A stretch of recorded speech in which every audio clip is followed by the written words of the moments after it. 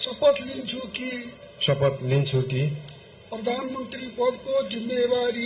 प्रधानमन्त्री पदको जिम्मेवारी प्रचलित कानूनको पालना गरी मुलुक र जनताको भलो चिताई कसैको डर नमानी पक्षपात नगरी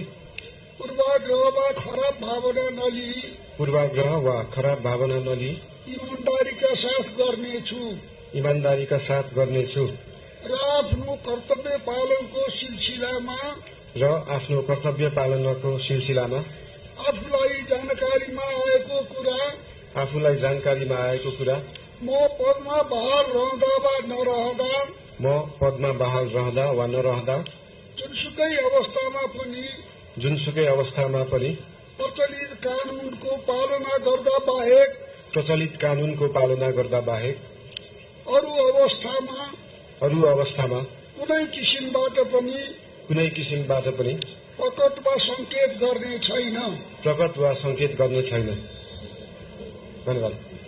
यसपछि नवनियुक्त सम्माननीय प्रधानमन्त्री